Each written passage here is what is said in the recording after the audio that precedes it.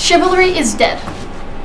Good afternoon, my name is Olivia Torres, and today I want to talk to you about what chivalry was, how it died, and what the results of that death are.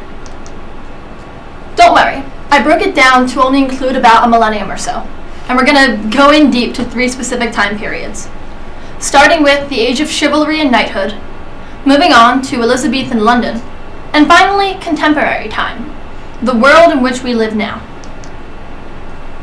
Let's start with knights in shining armor, riding on horseback to rescue the damsel in distress. Knights were strong, they were brave, they were smart, they were powerful. Their job was to protect king and country and care for the women at home. The women at home who couldn't take care of themselves. They didn't possess the strength or the knowledge or the fortitude to fend for themselves. They needed a man to do it for them. It was their job to sit at home and wonder, when will my husband return from the war?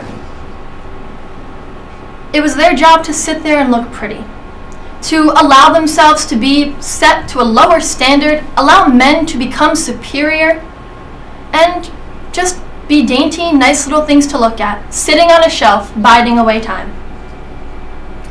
Let's flash forward to the Elizabethan era. Queen Elizabeth I, arguably one of the most powerful monarchs in European history. In a monarchical society, nobody has more power than the king or queen. Yet this patriarchal society was faced with an interesting question.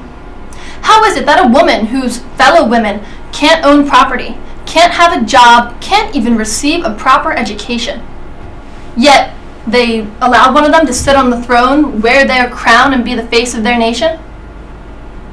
Even though there was a queen in charge, even though a woman was the most powerful person in this nation, women still didn't find equality. Women were still set to a lower standard. Now, this wasn't just prevalent in politics, but it was prevalent in society as well. Pictured here is William Shakespeare. I'm sure many of you are familiar with him and his great works: Romeo and Juliet, Hamlet, Macbeth, Twelfth Night, and many more. You all know that he was new for his time.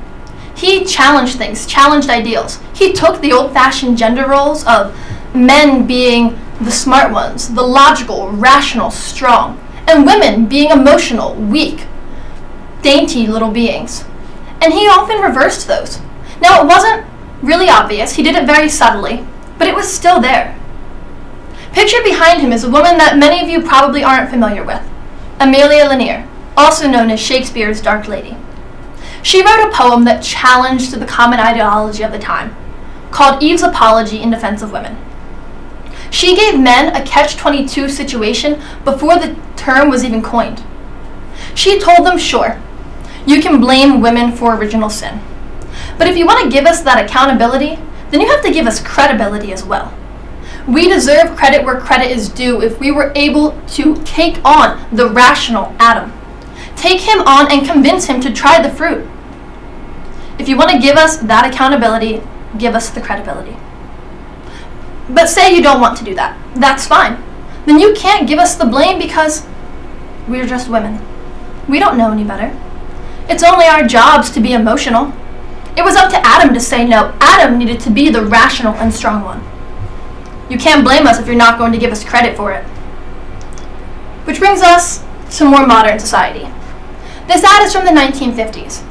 It takes a woman's intellect, her knowledge, everything on the inside that is good, and casts it aside. Makes her a pretty bauble to look at. Doesn't matter if you're smart as long as you're nice to look at. This was acceptable during that time period, a time period not so far off from where we are now. But it was stuff like this that incited the change. Incited the change such as the women's suffrage movement, the feminist movement that we're all living in today. Now, I've talked to you about how it started, what it originally was, little shifts along the way, and now here we are today. This is the end goal. Now on paper, we've achieved this. This paradigm shift was a success. I am able to go to college. I will get an education. I will get a job. I can own a house. I can be my own person, and I don't need a husband to tell me what I can and cannot do. We made this change, but at what cost? Now, women aren't as respected or revered as they used to be. Is that a change we can live with?